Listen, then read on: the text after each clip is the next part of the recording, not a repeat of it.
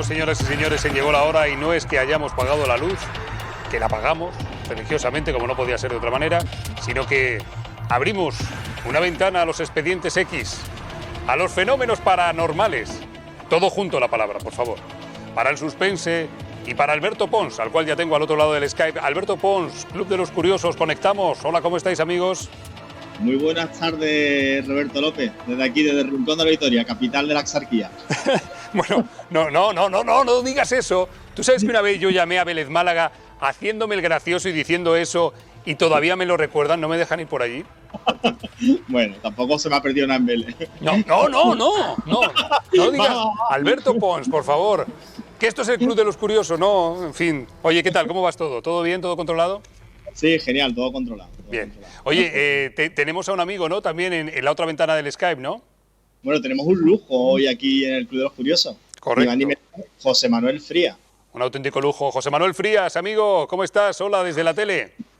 ¿Qué tal, Roberto? Pues nada, un placer estar contigo de nuevo. Sabes que me encanta hablar de misterio y si es contigo, pues más todavía. Qué bueno, contigo, con Alberto Pons, estoy muy bien escoltado, como vemos ahora en la imagen. Pons, ¿de qué hablamos hoy? Cuéntame. Mira, pues yo voy a ser súper breve, pero vamos a contar una leyenda muy bonita, además una leyenda que nuestro Javier Ramos lleva muchísimo tiempo vendiéndola en el Club de los Curiosos y precisamente en el último programa nos la contó, ¿vale? Nos vamos a Coín. Siglo XVII, ¿vale? Sí. Hacía 200 años que dejamos atrás el medievo. Ahora veréis por qué lo digo. Sí. Pero bueno, que no se me enfaden los coínos, que tengo muchos amigos por aquellos lares. Aprovecho, meto la cuña. Y por Vélez también. Ahí está. Bueno, por Vélez ya menos. Venga, sigue.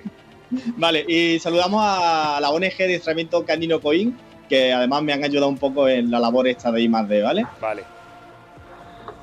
Hace 200 años, un lugar en Coín, conocido como el Partido de los Callejones, en el que en aquella época cuentan la gente del pueblo que las brujas se reunían para hacer aquelarres y montar sus festivales con el maligno, ¿vale?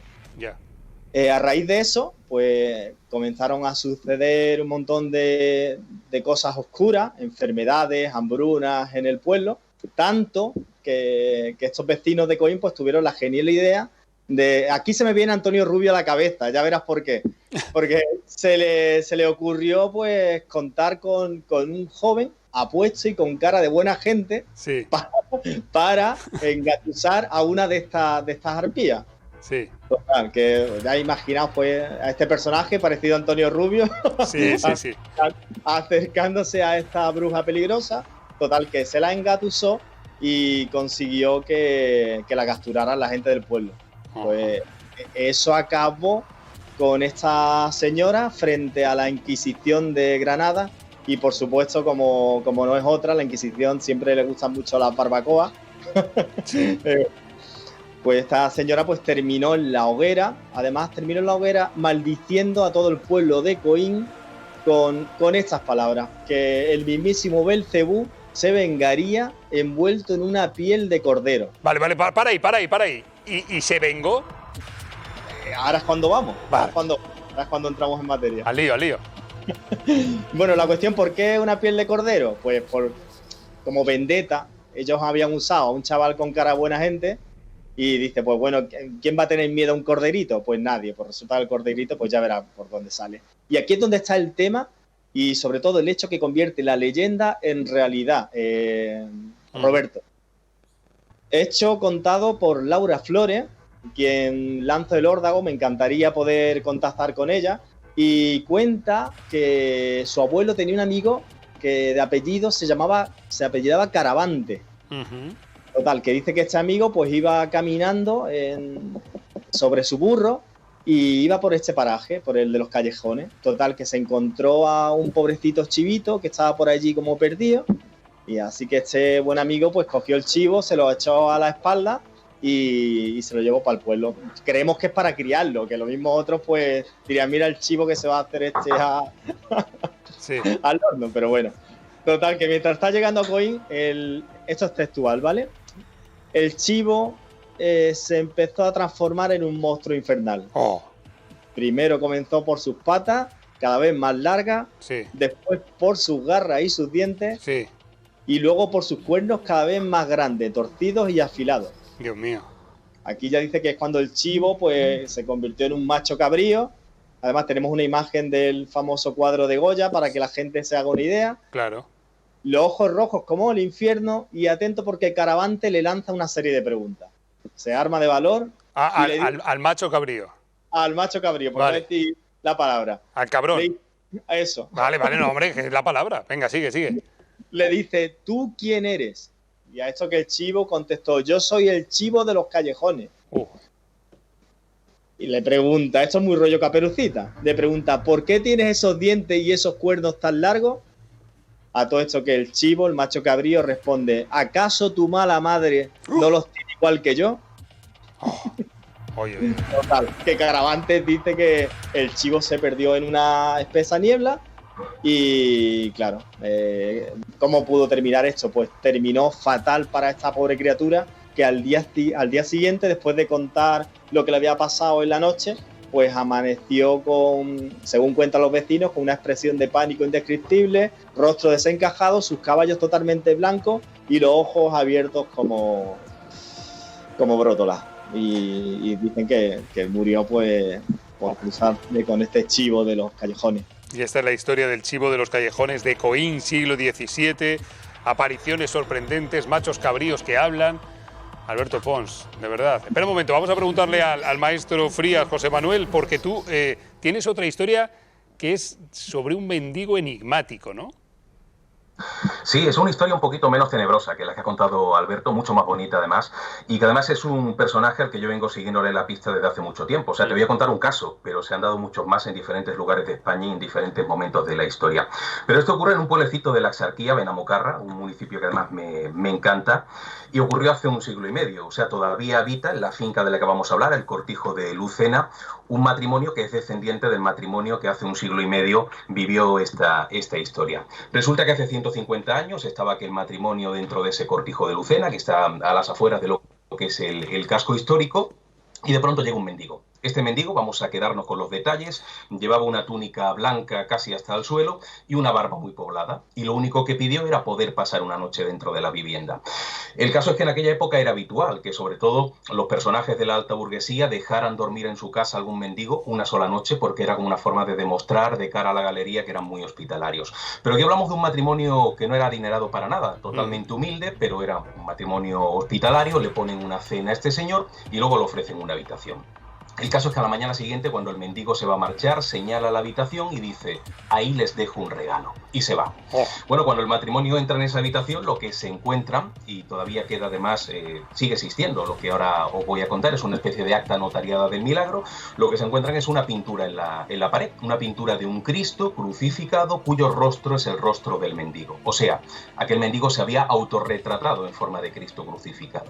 Bueno, hasta ahí la historia no tiene mucho misterio, se supone que es el agradecimiento de este señor ante la hospitalidad de aquel matrimonio. No se sabe cómo lo pintó porque aparentemente no llevaba encima pinturas ni pinceles, pero el misterio estaría en otro ámbito. Resulta que a partir de ese momento, en esa habitación empiezan a ocurrir fenómenos extraños. Se convierte en escenario de sucesos asombrosos. Por ejemplo, cuando no había nadie, porque solamente vivía este matrimonio allí, sus hijos ya se habían independizado, cuando no había nadie en esa habitación, este matrimonio escuchaba golpes, escuchaba pasos, había muebles que por la noche estaban en un lugar y a la mañana siguiente estaban en un lugar diferente, se habían desplazado completamente solos, pero sobre todo un fenómeno muy repetitivo. Resulta que cuando uno de los dos, el hombre o la mujer, se levantaba en mitad de la noche para ir a la cocina por agua o para ir al baño, veían cómo de esa habitación surgía un resplandor muy fuerte, muy puro, muy intenso, y según se iban asomando, esa luz se iba condensando, se hacía una esfera y desaparecía en la pared donde estaba pintado el Cristo.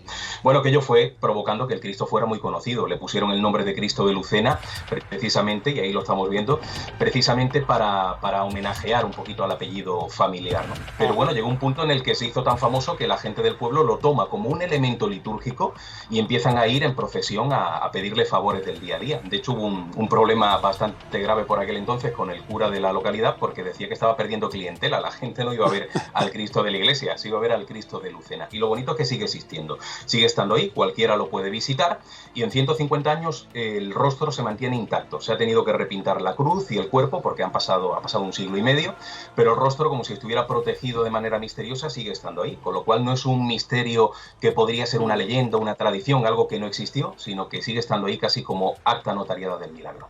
Ole, pues qué bueno. Benamocarra, siglo XIX, ese mendigo enigmático cuya leyenda, como dices Frías, ha llegado hasta nuestros días. Todavía se sigue recordando esta historia entonces. Efectivamente, se sigue recordando y se sigue venerando. Todavía hay personas que van a pedir los típicos milagros del día a día, las típicas cositas, ¿no? Para el tema de salud, para el tema sentimental, laboral.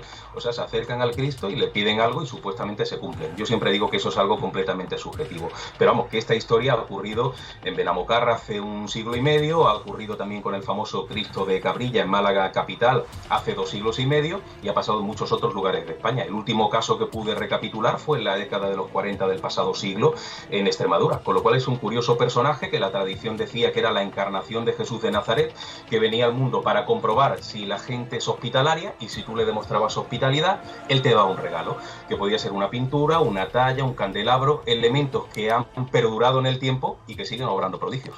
Qué bueno. Alberto Pons, ¿tienes algo más que decir desde Rincón de la Victoria, hablando de Coín, y Frías hablando de Benamocarra? Estamos conectando a toda Málaga a través del suspense. ¿Tienes algo más que decir, amigo Pons? Mira, decir que estamos preparando una excursión a Coín a final de mes, el equipo del Club de los Curiosos, porque queremos indagar y descubrir dónde realmente está el paraje, porque hay quien dice que está cerca de Río Seco, otros de Río Grande. De hecho, Javier Ramos estuvo de excursión intentando averiguar el tema, y hay por ahí un vídeo que hemos mandado, sí, que Javier Ramos intentó dar con el chivo. Ahí lo tenemos. Este es el vídeo, ¿no? Ese es el vídeo. Lo que pasa es que no nos queda claro porque ninguno se puso de pie, pero seguiremos investigando.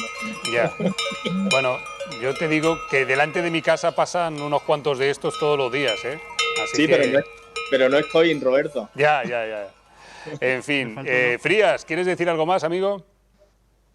Pues simplemente que este tipo de casos son interesantísimos siempre, pero que sobre todo lo son cuando existe ese elemento físico, ¿no? Yo siempre me apasionan los casos en general, pero sobre todo aquellos que tenemos aquel objeto relacionado con el milagro, como es el caso del Cristo de Lucena y el Cristo de Cabrilla, aunque fue destruido en la época de la Guerra Civil. Esos casos me llaman la atención muchísimo más porque están ahí, los puedes palpar, los puedes ver y puedes vibrar con el misterio. Yo creo que eso es apasionante. Qué bueno. Oye, José Manuel, además de que haces muy bien lo que haces, te has marcado una conexión vía Skype muy tenebrosa con ese fondo negro, con ese flexo ahí, y gana mucho más entero la historia. ¿Dónde va a parar? Vamos, has ganado a la de Alberto Pons por goleada. Por cierto, un momento, que se incorpora aquí justo en la ventana de debajo, todo 101 Televisión, todos los Skypes abiertos, nuestra amiga y actriz Olivia Lara. ¿Qué tal? ¿Cómo estás? Hola, Olivia.